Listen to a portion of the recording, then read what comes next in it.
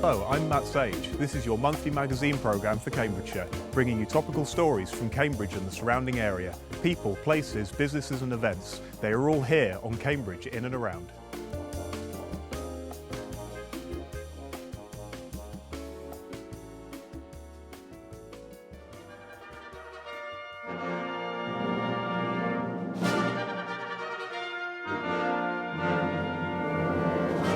Well, thanks to Paul and Guy for joining us in the studio. Now, you said that Prime Brass has now been going for around 25 years. Yeah. But how did it get started in the first place?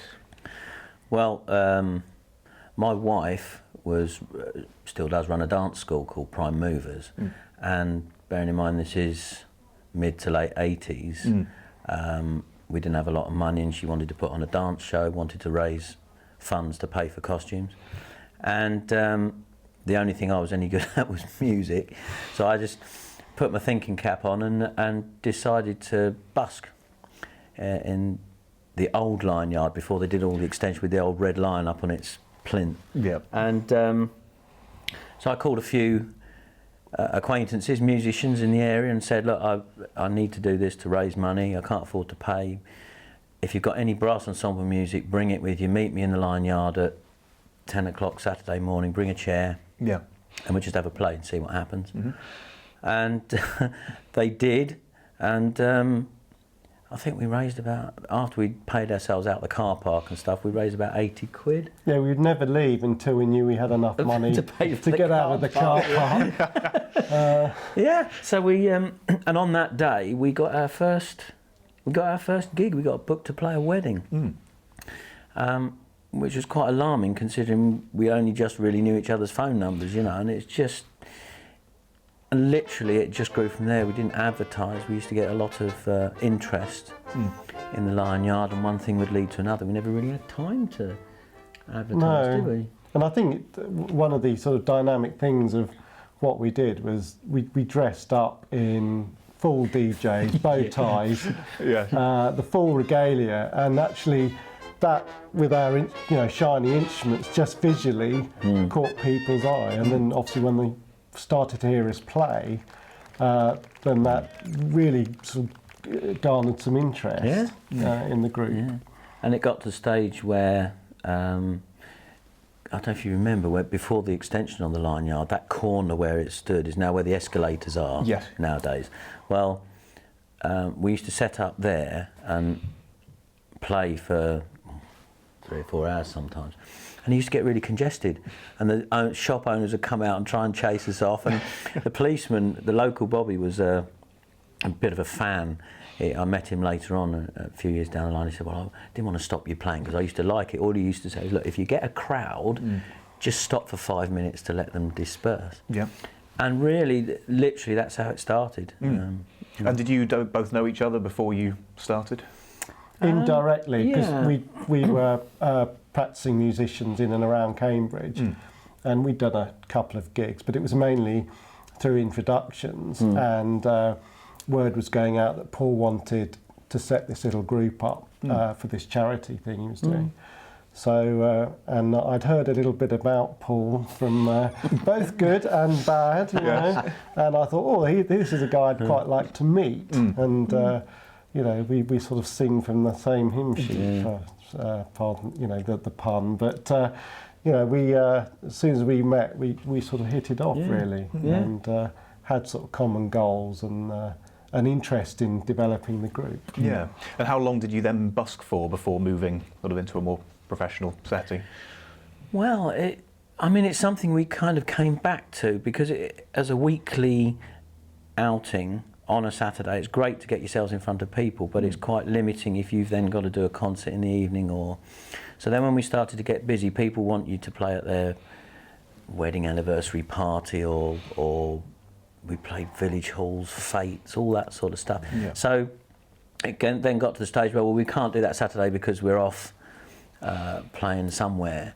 And so that sort of dwindled over, I guess we must have done it for a couple of years on and off. Yeah, I think one of the things was that we realised there's really good exposure, and there's nothing like actually being out there and playing to get interest from the public who might not otherwise, you know, hear about you, and that particularly at those times when the internet was in its infancy. Yes. Now it's quite easy for groups to advertise through all sorts of media channels, but then the only way to really get yourself some exposure was to go out and play. Yeah. And then, of course, we didn't want to leave that because actually that was generating our next batch of gigs. Yeah. So, I think also musically, I find some groups when they set up like that become a bit contrived. We just wanted to raise a few bob for this dance school.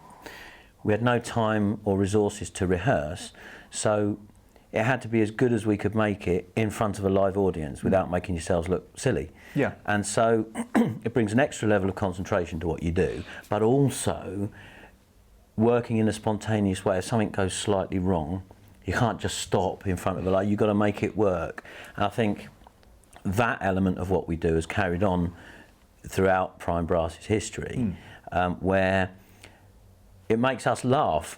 Quite a lot of times it makes us laugh, but you get round it, and we've always carried that sense of, because it's serious stuff, but we have a real laugh. We really enjoy doing it. Yeah. I don't think if we didn't, when we couldn't even do it to the level we do, but that has stayed sort of part of the group's makeup, if you like. Yeah, and is that fun does that fun get involved with the audience as well? Sort of brings people in? Well, I'd like to hope. Well, I hope yeah, so. I mean, like to think people so. have commented after our gigs that, you know, we really enjoyed it because you look like you're really enjoying it. Yeah. And I don't think we consciously go out to really have a great time, because there's a serious element musically as well. But I think once we are on stage and the audience are there, and that can only normally happen when the audience are actually in the room, and we start maybe picking up on something, particularly in the sort of lighter repertoire. We do a mixture of sort of what would be called serious classical music, but also we love playing, you know, the lighter end of the repertoire.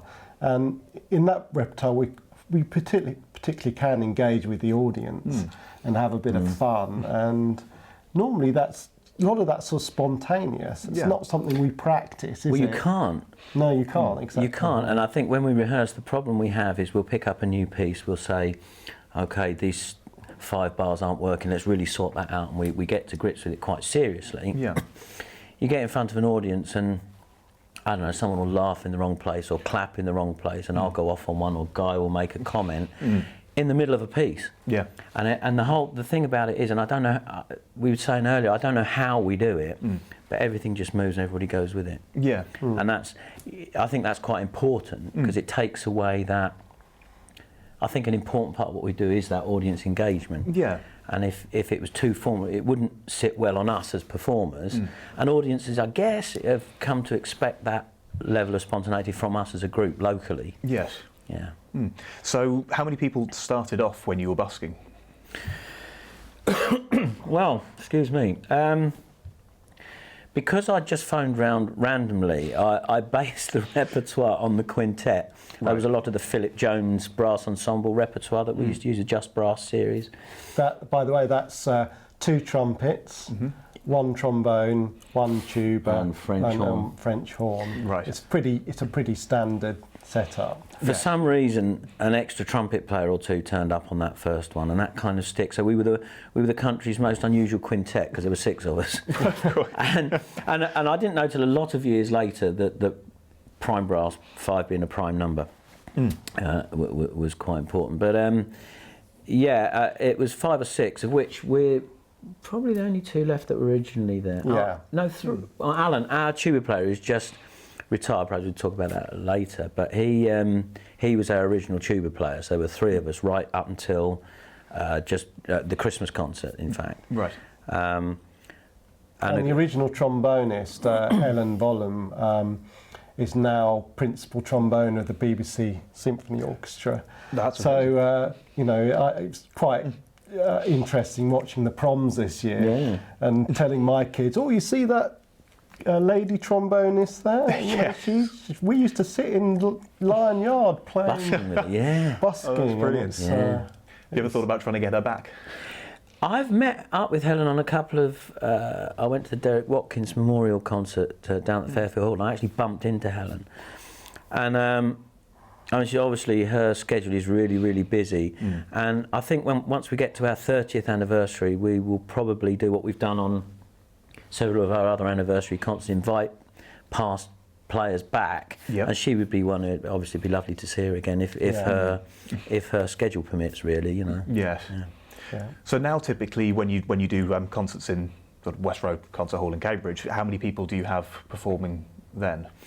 Depends on repertoire, but generally most of our stuff these days is done with a standard deck 10-piece. So there's 4 trumpets, French horn, 4 trombones, tuba, and we carry 2 percussionists pretty regularly. Right. The concert that's coming up, which we're doing stage and screen stuff, we're going to bring in 5 saxes. Right. So it's a bit more like a big band. We've done stuff at King's where we've done repertoire with 10 trumpets and 8 trombones, big symphonic brass repertoire, but generally it's the 10. Yeah. Yeah. Yeah, the core of the group now is 10. So that's what we try and aim to do repertoire-wise. Yes. But I think, you know, just on what Paul's just said, there's some versatility within the group to do other things that we want to do. Yeah. Typically, is the one of our the regular audience favourites is doing the recital in King's College Chapel with the organ. I mean, and that is absolutely just one of the best gigs we do. No.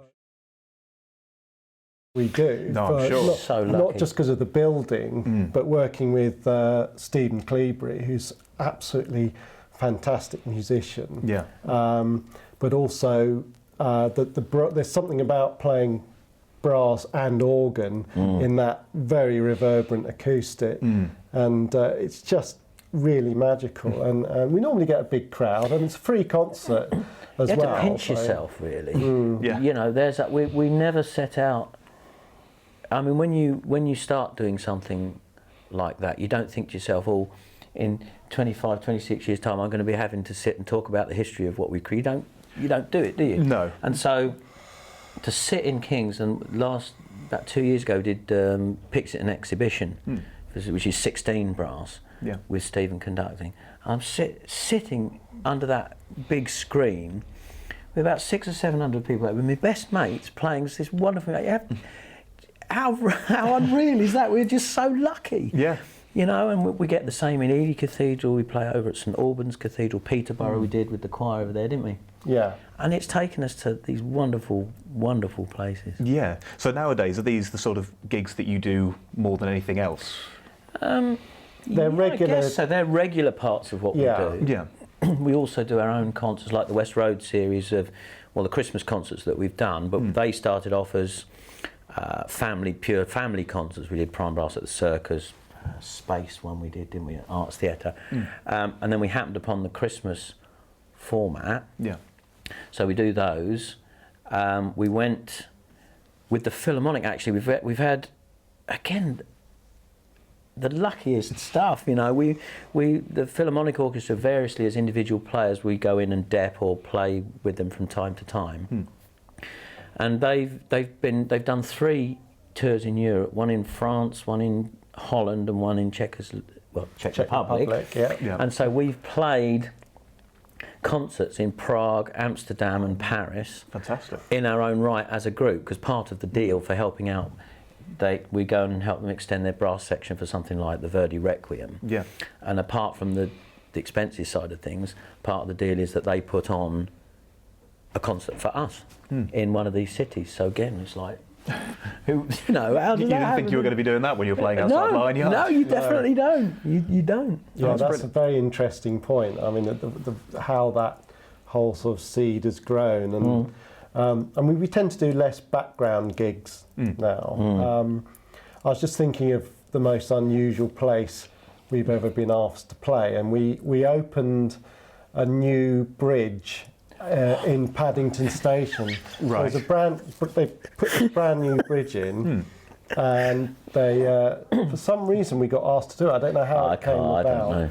But we were sat in the middle of this dual carriageway, this huge bridge with people dressed up as Isambard, Kingdom Brunel, and things like that. Penny farthing cycles.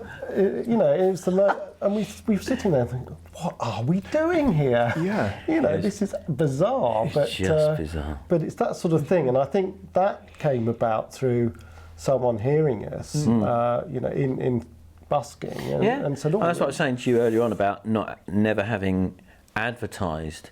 Yes. It's not complacent, but we've never really had to, you know. No. I think on that occasion it was, these guys are used to sitting out in the cold. You know, they'll do. You know, They'll do. We won't get a string quintet or quartet. Do you remember playing for in the centre circle at Cambridge United? That's right. Cambridge United got one of their rare opportunities to appear on, is it Sky on TV, Sky something TV. like that. And they wanted some, you know, one of these brass ensembles that plays in the crowd when every time they score a goal. So we didn't play very much that evening, obviously, but we did play a fanfare in the centre circle at the opening of this programme. Yeah. Bizarre. Yeah. And then the very next day we was sort of at the Corn Exchange or at King's. It's just weird. Yeah, that's fantastic. Now you brought some of your instruments in as well. The one standing up it looks very, very different from any brass instrument that I've seen before. So is that a custom built? Yes, it is. That's in prime brass circles, at least. That's known as the chocolate horn of love. It's basically a standard flugelhorn, but the lacquering and I was in a fortunate situation at one point where I got made redundant, so I could actually afford to treat myself to some updated instruments, and I happened upon a really fine trumpet maker. I don't know if we're allowed to say brand names on Celtic. Yeah, that should be This is by Clips, a chap called Lee McKinney, who is from Bedford, and he custom builds instruments. And the interesting thing about that is he doesn't play at all. Really? But he's a phenomenal engineer and has great ears. And I originally went down to get a trumpet from him, and I was playing a different brand of flugelhorn, which he said, well, you don't need a new flugel. And over the years, I mean, he gives excellent service. If anything goes wrong with my trumpet or it needs cleaning or a dent taking out, I just go down and you're a customer for life. Yeah. And in his workshop, he builds these from scratch. And when you go in, they are just lengths of brass tubing, basically. And so while he was fixing my trumpet, I would pick up the odd instrument, and I happened to go in and pick this up in its raw state. So there was this colouring is a very thick, very dense lacquer called Savannah. Oh, right. And it just helps you make a darker sound than a trumpet does, in any case. And I picked up and he said, sound. You're just a big show off. No, really. no, it's he has to have the best looking instrument in the group. It's a very, very lovely horn, and Yeah, I think it's the nicest instrument I've ever played. Certainly. Yeah. I wouldn't be without it now. Does it get a lot of attention? It does actually. People sometimes ask, what is it? Because of the shape. They're not used necessarily to seeing a flugelhorn. They'd be used to a trumpet or a French horn. Yes. So they quite often come up and say, well, what's that? And then it leads on to, well, why is it that colour, and so on and so on. Yeah. And Guy, how old is your French horn? Well, I don't know actually. It's about 6 years old, I think. I've had it rebuilt recently because I dropped it. Yeah, I dropped it rather dramatically recently, which is rather foolish of me. But very expensive. Yeah, I mean well. they're horns. You can spend anything up to about £10,000 on a horn. This one is probably about half that. But expensive repairs, and a lot of plumbing to maintain too. But worth it. You know, it's. I love playing the instrument. It makes a beautiful sound. And, sometimes. Sometimes, you know. The other thing is, though, people do say, well, look, you know, why would you spend 10 grand or 2.5, 3 grand on an instrument? And without being down the road of sort of workmen and tools, it does make an enormous difference if you've got the sort of instruments that actually properly built to do the job. You know, you can buy a French horn for like £1,000.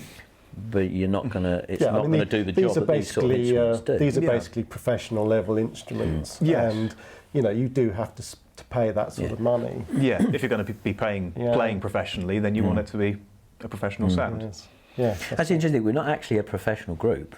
Oh, you're not classed as a professional group? No, I guess we'd be semi-professional if you like. But amongst the group, there's teachers, there's an estate agent, there is couple of classroom teachers.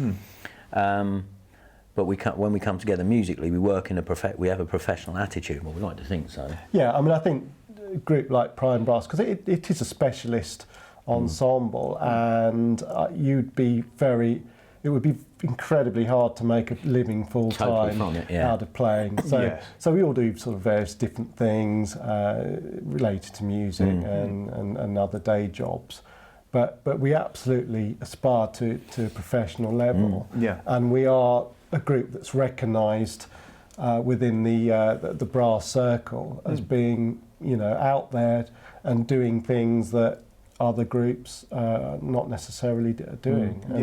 I think there's only about 3 or 4 established 10-piece groups in the country, but we're probably the group that actually busiest. really are the busiest, and spend the most time developing it. And recording as well. Yeah, we've got 5. Is it 5 now? We're on our 5th CDs, CD. I mean, when you look at people, I mean, one of the groups that I always look up to musically to aspire to the level that they play is London Brass, who are absolutely, they're world class. Not just in this day, are world class. There's all the top brass players in this country, and even they obviously they're playing at the Opera House and they're all professional players, but their concert diary as London Brass, we probably do as many appearances in the year as a group like that. If we could be that good, that'd be it'd be great. Something to aim towards. Well, and that is, you always aspire to play to that level because they are just a class apart, Yeah. But I think also that because we meet so regularly, and perhaps we're not all the absolute greatest players in our own individual field. That there's this whole idea of the group being better than the sum of its parts, and there's definitely, we're definitely onto something with that, because actually there's always a spark, always something magical when we're absolutely, at the top of our game, and we're sort of feeding off each other. And I think that can only really come from a group that meets regularly. I suppose the analogy is, when we send the England team out to on a tournament, you've got all the best players potentially, or that's the idea. That's right. But actually, as a team, they don't really perhaps gel in the way that if they just sent Manchester United out, then they might have better success. And I think that's really I think you're right. I think you're right. The sort of that's the sort of culture of our group. It's interesting, because we don't. We spoke about this a little bit earlier on. I can't identify how that works or why. And the interesting thing is when we do have a new player who joins the group, which is very seldom because we've been very stable personnel-wise. Their first couple of months is baffling to them because things happen in rehearsals. We'll stop something, so we need to go from letter A, just start, and everybody just starts. Nobody counts it in, and you'll get on a concert, something will happen slightly different to happen in rehearsal. Everybody just deals with it, and picking up those signals is hard for someone coming in. And that's when you realise where we are in terms of performance levels, when you can just do that. I think the other important thing to say is that we consciously don't work with a conductor. We obviously do when we're doing King's Chapel with Stephen symphonic Cleobury, stuff with the organ. You need to have someone coordinating that. But actually, as our regular 10-piece, we don't have someone at the front waving a stick. We used to, but we found that actually sometimes that got in the way. You start watching the stick instead of listening. And it's a very hard discipline to learn. You know, at first we were, all right, okay, who's going to start then? Who's going to count us in? You give us the nod. And it was very, very awkward and clumsy. Yes. Now we can just go in, sit down, even with a new bit of repertoire, and someone will go, bang, and then there's... Just play. Yeah. Then we play. And that's... I mean, people coming into groups say, I find that really, really difficult. How do you count it in? How do you do it? Yeah. And we just say, well... You just do. We do it. It comes with time. It does come with time, and that understanding. And it's if you could bottle it, if you could teach it, you'd be really onto something. But we've tried several times to work out how that happens, and we can't. Yeah. Yeah. It's almost like a sort of... telepathy, almost. Telepathy, that's the word, you know. And a lot of musicians say this, you know, particularly people who work in regular chamber groups, or, you know, even in a big group. There's little cues or nuances that get picked up, and they may not necessarily be visual. In fact, I'm a member of the British Para Orchestra, Yes. made up of people in wheelchairs, people who are visually impaired, people with hearing difficulties, a whole broad range of disabilities. And one of the things is, unlike a traditional orchestra, we don't have any music because obviously that disadvantages people who can't necessarily see. Sure. But actually, when we've rehearsed as a group and we're playing together, there's a sort of communication on one level. You know, almost we almost always sort of forget about our disabilities. Yes. And it just purely becomes about the music and the communication. And it's the most extraordinary thing. It's a sort of real spark, and there's something else going on that nobody can say, well, that's what's happening. Yeah. That orchestra is fantastic. The Para Orchestra, I've accompanied Guy on a couple of things, and it truly is just remarkable. Yes.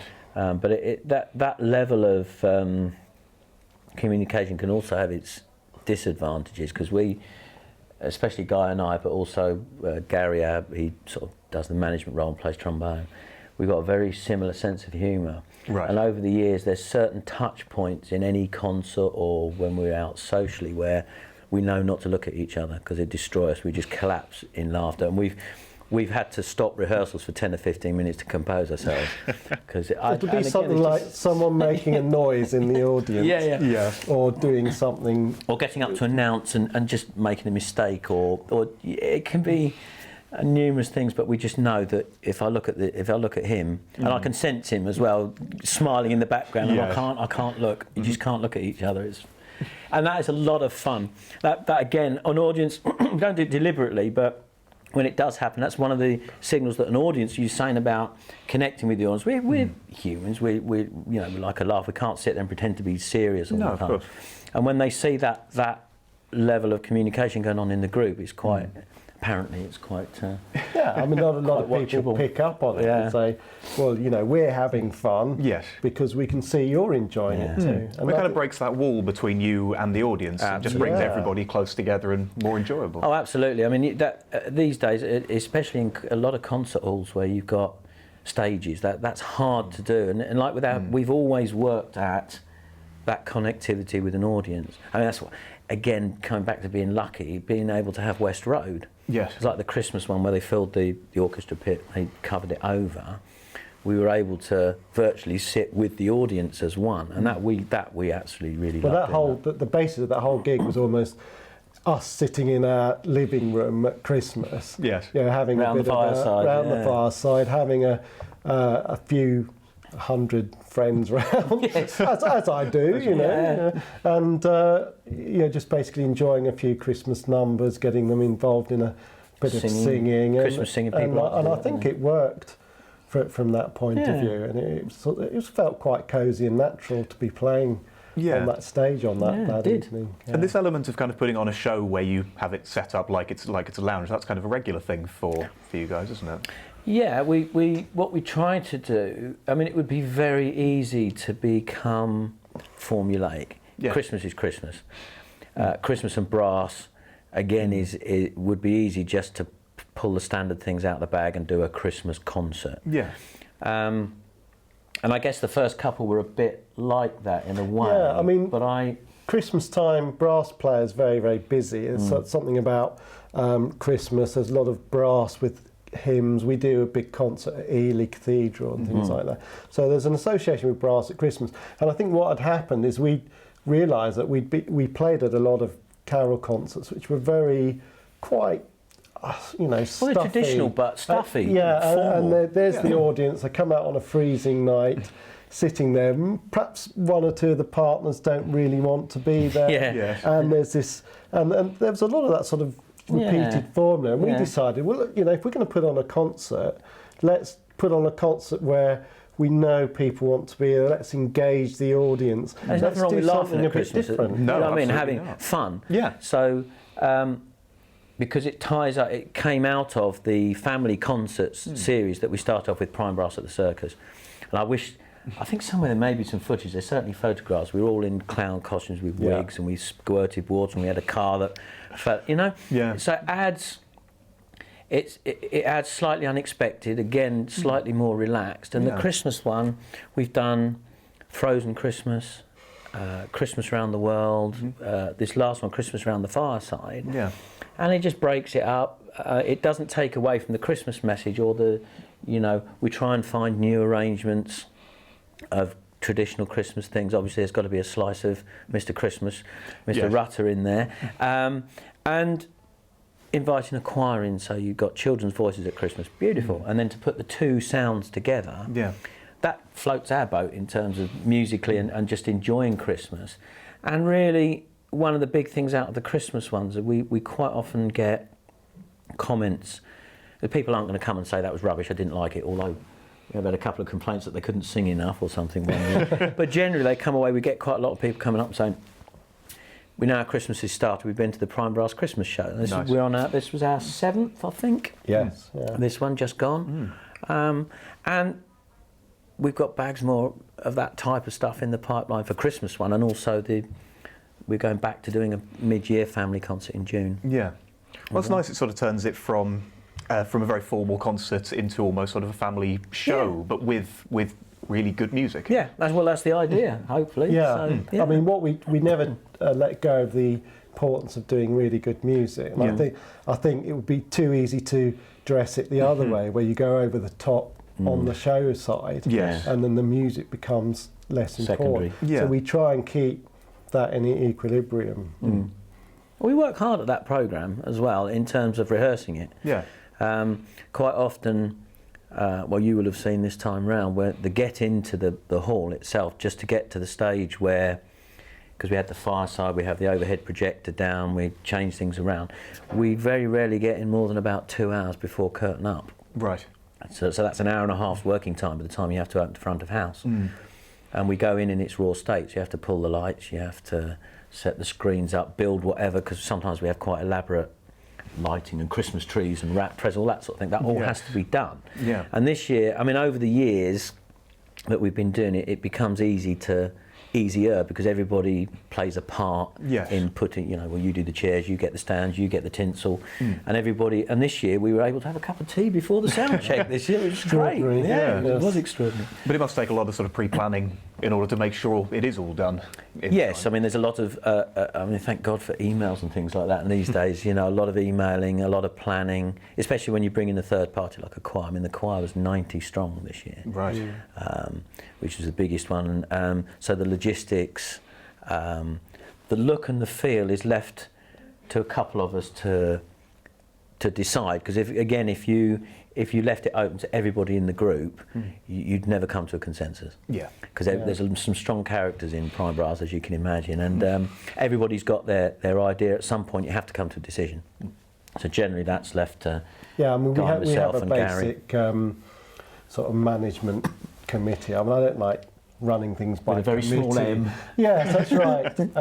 So we generally have some rather relaxed meetings at my house. But they said that stuff needs done. Yeah. Because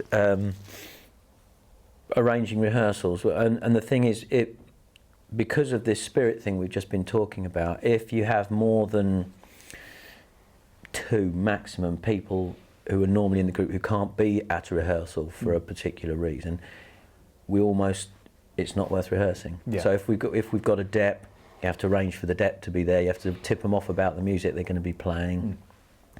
We've just moved rehearsal venues actually. There's the concert program that's coming up.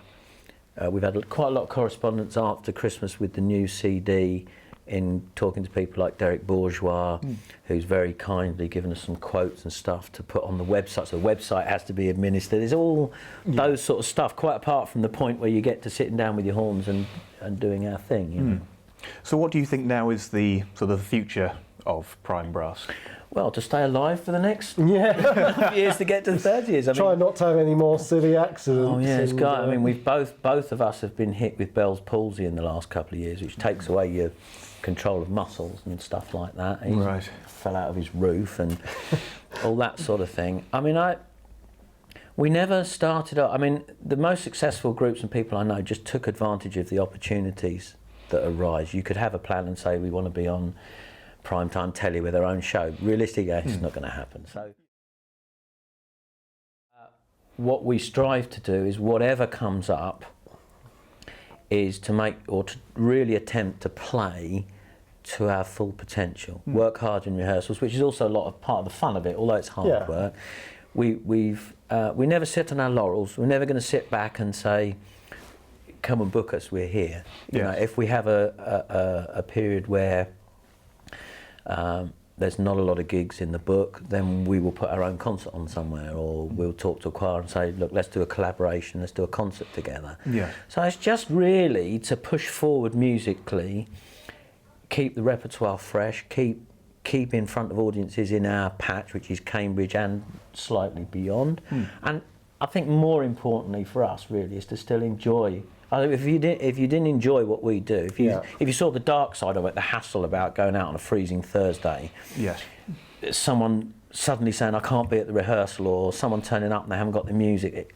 If you didn't actually really love what you do in the way that we do, I don't think we could. So really, is to make sure that we all still enjoy doing it. You know, and then the future sort of builds itself around that. So because we enjoy it and people come and hear us, you know.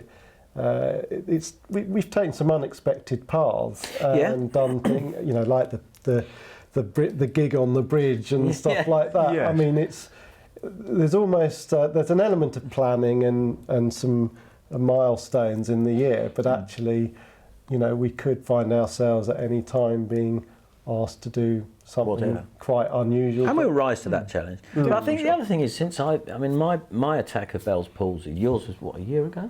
Yeah. It's bizarre. It comes out of the blue. And scientists, the doctors and people don't really know. And it's nothing to do with playing brass instruments, apparently, or anything else. It just happens, you know. And it forces you to sort of take stock. And we're getting to the age, I mean, when we can't do the sort of things sometimes that we used to do 30 years ago, and I suppose anybody can. But as a teacher, one of my biggest thrills is seeing young players come through, and I think we're not going to be around doing this stuff. It's hard work to maintain any sort of standard on a brass instrument, and when you get struck with something like this, you have to face the very real possibility that you're not going to be able to play at that standard. And so I think it's for me personally, and I know a lot of the guys share this, I think it's really important that we help the youngsters, the next generation of brass players, of which there are quite a lot about, unfortunately not enough. And this is why our junior wing, if you like, has taken quite a central part in our future, because that's it's a replica 10-piece, so it's not just a come one, come all band. They have a minimum entry level, kids come and audition. Called? Junior Prime Brass, funnily enough. And Chris Lawrence, our former tuba player, it kind of has overall responsibility for musically directing that. Once they're 18 and they go off to college, they have to move on. And the next ones come in. But they have achieved a remarkable standard for their age. I mean, the average age is, I suppose, 16, isn't it? 15, yeah, 16. so it's sort of pre-A level-ish. Yeah. Yes. And they go out, they've beaten us to there. They played at the Albert Hall, these guys. There's a fantastic music festival called Music for You. Hang on a minute. You know, whippersnappers. Yeah, that's right. But they take part in this wonderful festival every year. And every so often people are picked to play. They do like a prom, and they get to play at the Albert Hall. And Junior Prime Brass got their chance and played at the Albert Hall. Fantastic. And I went along, and I felt immense pleasure in seeing those guys. I mean, the Albert Hall's a lovely place to play. Again, in years gone by, I've been really lucky to play there 4 or 5 times. It's a phenomenal. You remember playing at the Albert Hall for the rest of your life. Sure. And we've effectively provided these young players with that opportunity quite early in their career. And I think also there's room for preschool prime brass now for the next generation to come up under those, because those of us that teach are exposed to quite a cadre of promising young players who, unfortunately, because time and money and local authorities, whatever else have you, that those opportunities to play at a really high level purely with brass just are very few and far between. And I think also the other thing, it's important to, I'm aware of this instrument, the French horn, as being a so-called rare breed instrument. Yes. There's, I think, a bassoon as well is a rare breed instrument. Well, so's tuba. And tuba. There's a whole category of these so-called rare breed instruments, and I think through our involvement in bringing the junior members up and playing these instruments, we're helping establish a brass playing sort of core, you know, the next generation who are going to fill these seats, because it's really important, I think. If you give them the opportunity, they'll do it. Yes. You remember we did some brass workshops in conjunction with Woodwind and Reed, the first one did, and the Ace Foundation, and they hired a school and put this brass workshop day on, and about 80 kids turned up. Amazing. And we were quite surprised. Yeah, it was really, and they wanted to you know, get better at their brass instruments. What music can we play? And there was a lot of friendships that sparked, and remind us of us meeting, if you like. And they will spark those friendships through music, and hopefully then carry on and play. If they have a tenth of the life in music that we're having, well, result. Yeah, you know. No, absolutely. It's nice to pass that down. I think it's vital as well. It's important, but it means a lot to us. It's amazing to think this started off with you busking in order to fund your wife's dance studio, to you playing around the country and promoting kids to come up and do the same. Yeah. And in terms of that, what happened to the dance studio? Well, it's a dance school, and Helen still actually runs that dance school, and our daughters now, our 2 oldest girls, one has just got a first class honours in choreography and dance and one thing other at Winchester. Yes. And they're carrying on. They have a youth, a contemporary dance company that's done very well up at the Edinburgh Fringe, and she still runs the classes for really diddy ones. Yeah. You know, and we actually in the early days we did some collaborations which were quite unique, where we did an Old Orleans funeral march type thing that they wove a dance round, and we used to perform that. So yeah, that's still going strong. I mean, times move on. So Helen is the head of dance at Hills Road Sixth Form College, and the school still carries on to this day. So it's great to think that you were funding something like that that's now still going, and in doing that, you created your own. Well, that was it. I mean, I think the funny thing is, though, when you think about relative prices of things, this would have been 1988, 89. We kind of stumbled into existence. Yeah. 80 or 90 quid back then was a lot of money. I mean, I sound like my dad now, but it was, you know. And once we'd funded the costumes, we suddenly found we'd be busking and we'd have money to buy music and buy, you know, all this sort of stuff. Well, I think one Christmas we amazed ourselves. We were playing for about an hour or 2 and got about 400 quid. Yeah. We couldn't lift the case. So what happened to that money? My dad went to Barbados, I think. Funny enough, Mum and Dad were a big help in those early days, because we didn't have two coppers to rub together, really. I mean, we raised this money for them, and anything we earn. I mean, the joke about getting out of the car park, a set of music with parts. For even for a quintet, you can easily look at 50 or 60 quid for one tune.